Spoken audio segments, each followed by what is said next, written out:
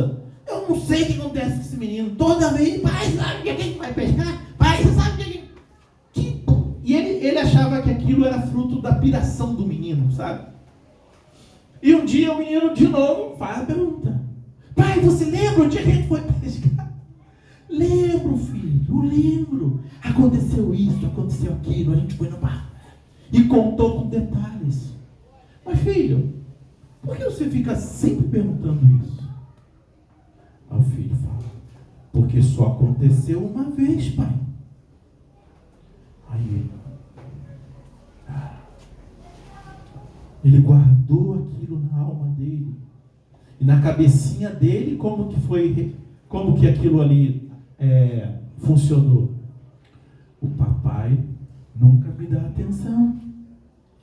Papai deu muita atenção para a obra de Deus, mas o papai não me deu atenção.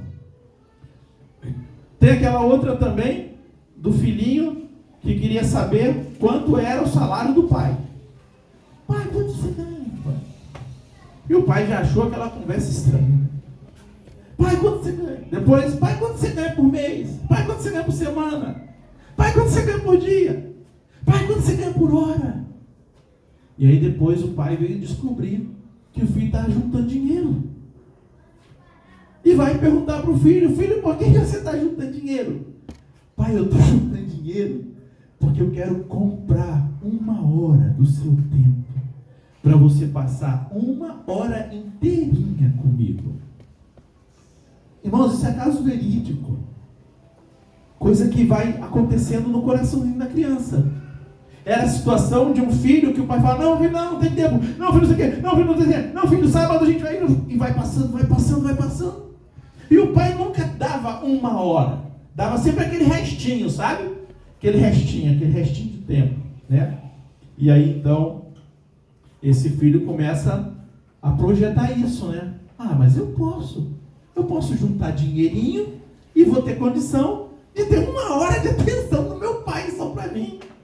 Uau, que coisa, não? Outra linguagem de amor. Bom, então, nós já falamos de duas. Quais as duas mesmos? Palavra de afirmação.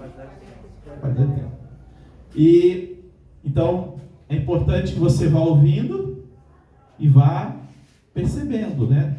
Será que essa linguagem é a linguagem do meu cônjuge? Se essa for a linguagem dele, como que deve estar o tanque dele, né?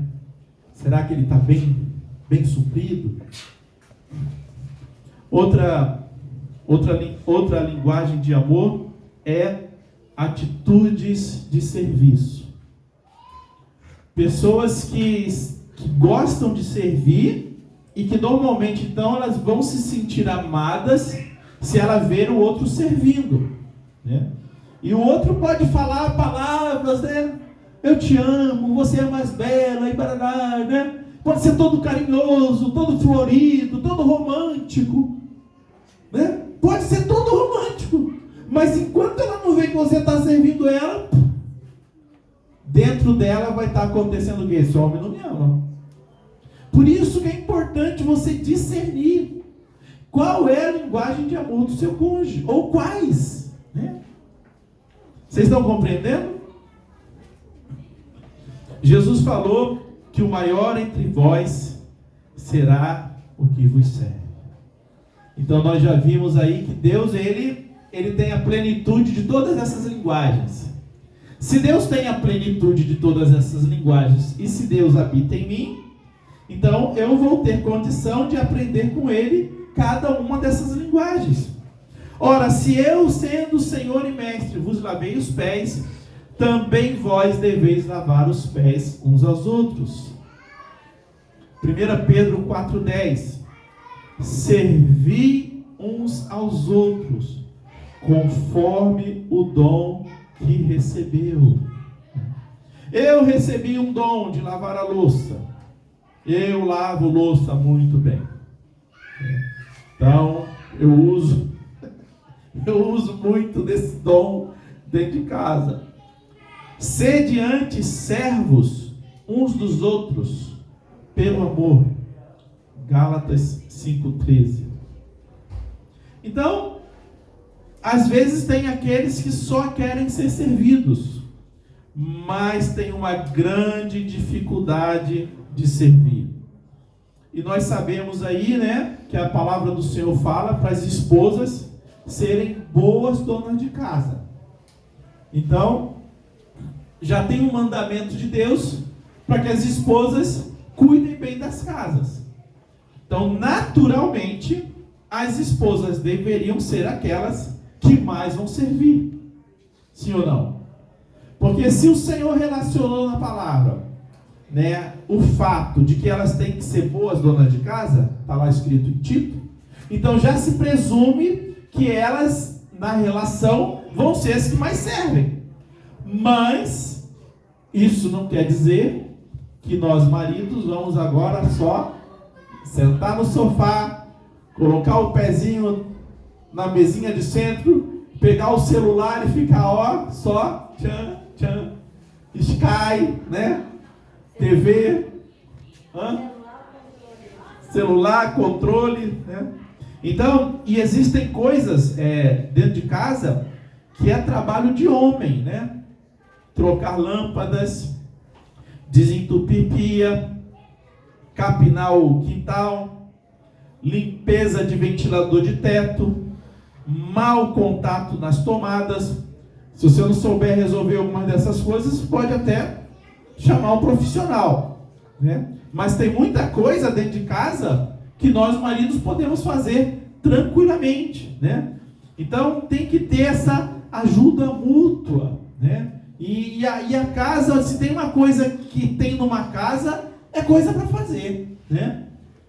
E se a mulher quiser, ela passa o dia todo trabalhando, e não para nunca, né? Eu vim descobrir isso quando eu fiquei sozinho, que a Miriam precisou viajar, né? Eu ficava, meu Deus do céu, como que a mulher aguenta? Como que aguenta um negócio desse? É muita coisa o tempo todo. Não para de ter trabalho.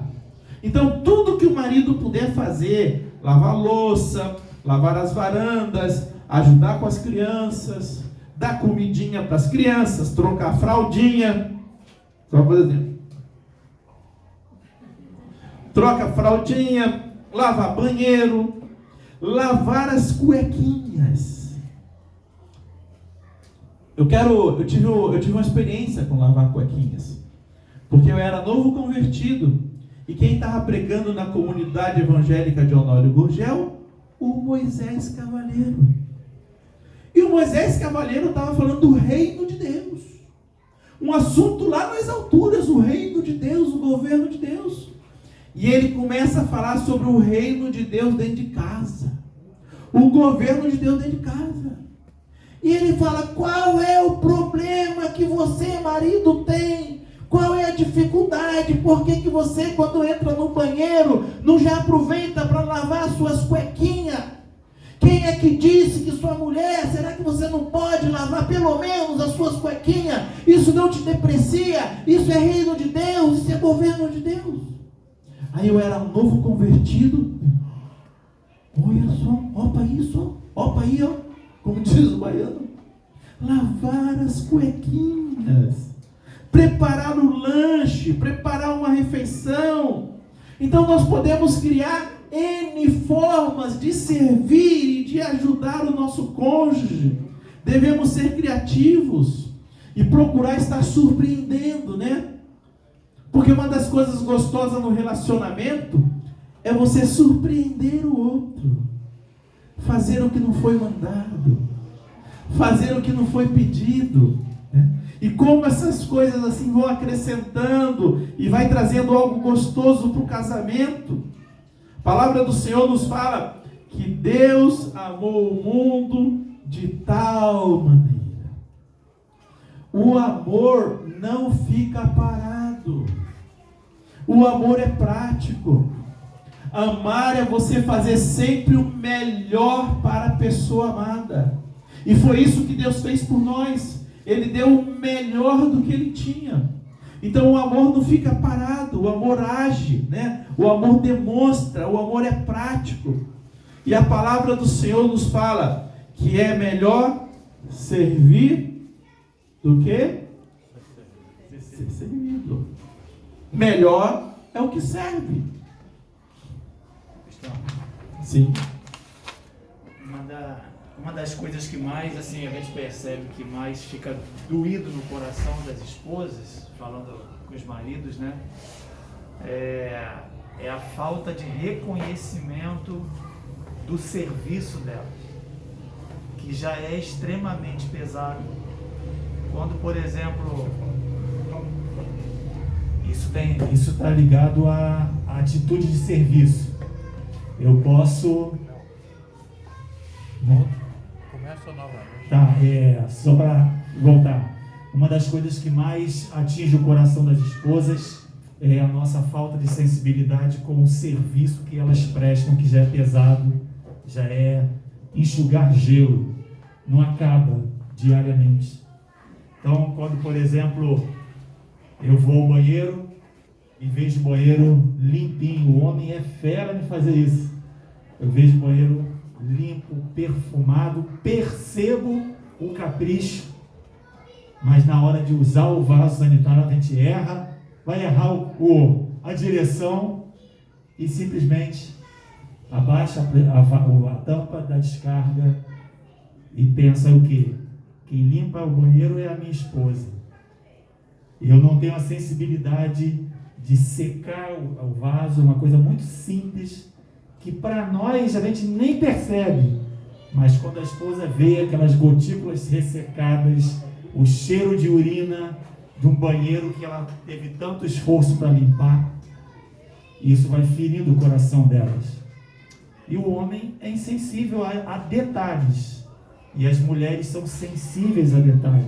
Quando o homem vai fazer a barba e deixa a pia do banheiro cheia de coisinhas de cabelo, para nós, assim, a gente nem percebe, mas quando elas passam a mão, aquele monte de pelinho de cabelo, isso com o passar do tempo, elas vão tendo a impressão de que nós não as consideramos. Então, além delas fazerem a limpeza e o serviço pesado, nós sujamos, nós deixamos, é o exemplo da cuequinha. Entendeu? Então, é uma falta de sensibilidade que os homens precisam adquirir. Ajudar na manutenção, serviço comum, né? E manter o que ela faz com tanto carinho, com tanto esforço. Amém? Logo assim que eu me casei com 21 anos, né? Com 22 anos, primeiro filho. A gente tem mais ou menos a mesma idade. E depois, com 23 anos, segundo filho.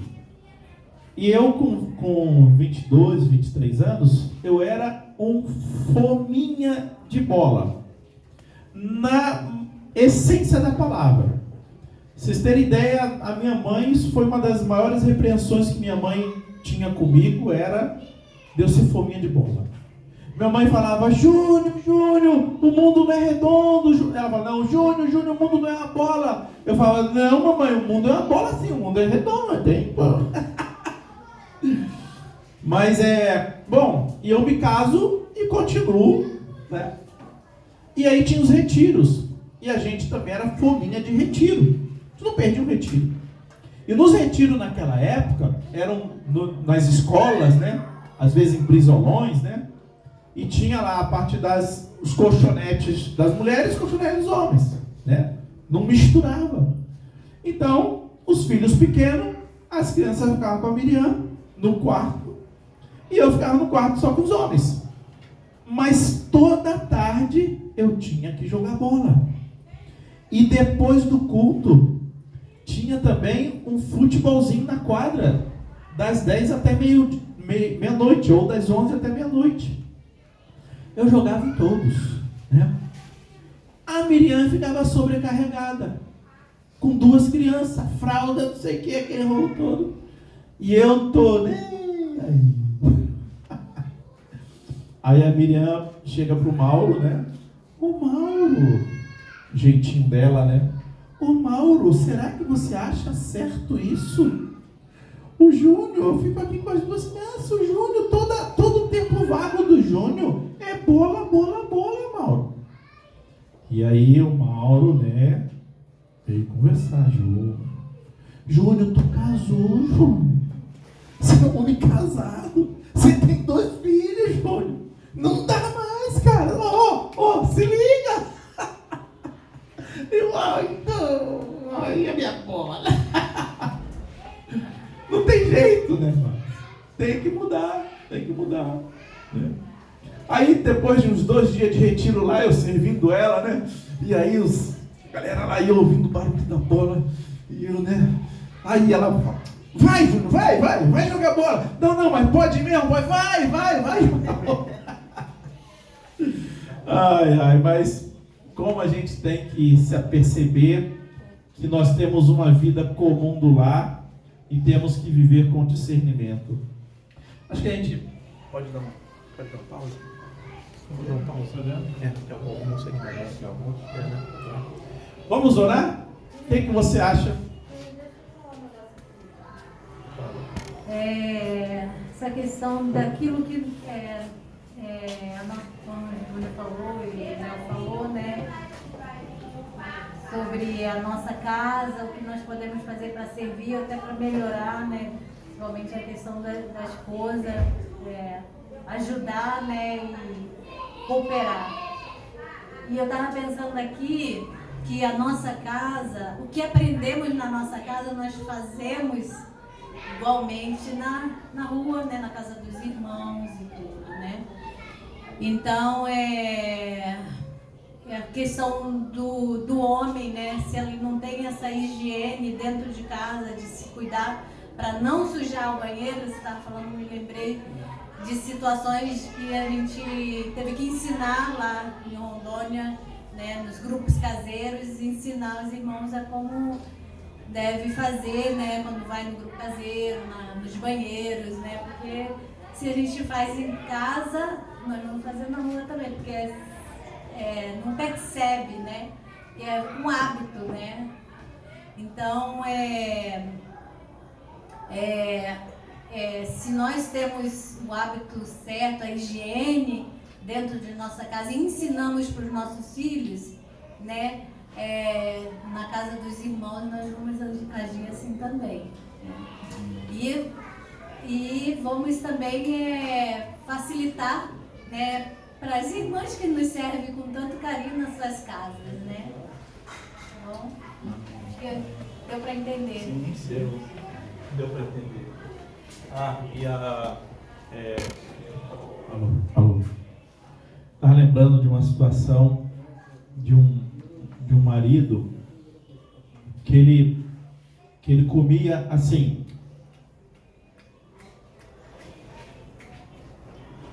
E a esposa dele achava aquilo muito nojento. Então, tem essas coisas, né? Poxa, mas será que ela casou e não percebeu? Não. Ela era de sítio, casou com 16 anos e o homem tinha 32. E ele com esse mau hábito que nunca ninguém tratou com ele. Aí entra num casamento com uma situação dessa. Então, tem coisinhas no casamento, né? E eu tive que ter uma conversa com ele e falar, querido, melhora, cara. Você tem que melhorar isso aí, velho. Né? Pede o Senhor, vai, né? Não, aprende, come com a boquinha fechadinha, né? E são assim, né, irmãos? Estou dando só um exemplo, né? Mas o casamento é uma infinidade de coisas, de hábitos, né? Que às vezes nós podemos fazer que agride o outro, mas nós temos que conversar essas coisas, orar por essas coisas, considerar aquilo como um problema comum e nos ajudarmos, porque nós não podemos esquecer que nós estamos no mesmo barco, né? E nós não somos inimigos nesse barco. Nós temos que trabalhar juntos no barco para o barco chegar no final, né? Então, eu ajudo a Miriam nos defeitos da Miriam e a Miriam me ajuda e a gente vai se melhorando cada vez mais.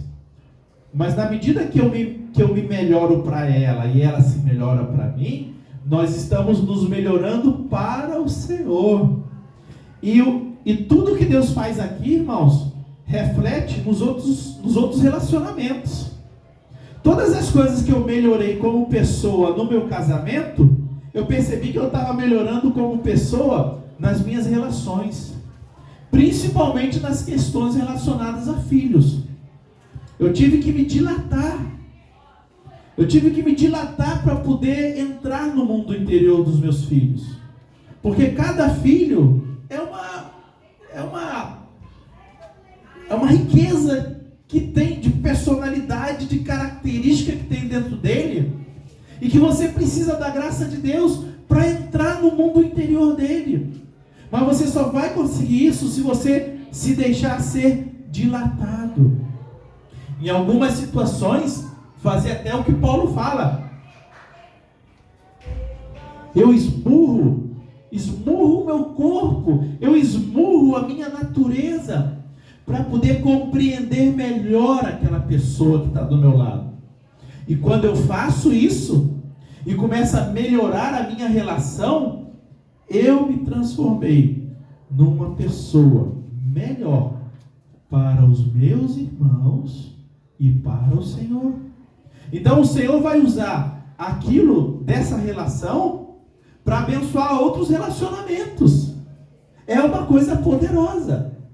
Por isso que é tão importante esse crescimento dentro do casamento. Porque você não vai avançar no reino de Deus se você não avançar no seu casamento. Você pode até pensar que está avançando, mas as pessoas que avançam aqui sem avançar aqui, chega num ponto que elas têm que voltar. Não tem jeito. Então é tão importante que eu me transforme um discípulo do Senhor aqui nessa relação. O reino de Deus começa aqui, ó.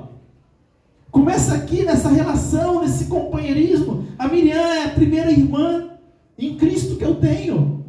Então, muitas das coisas do Senhor, para mim, vai ser através dela.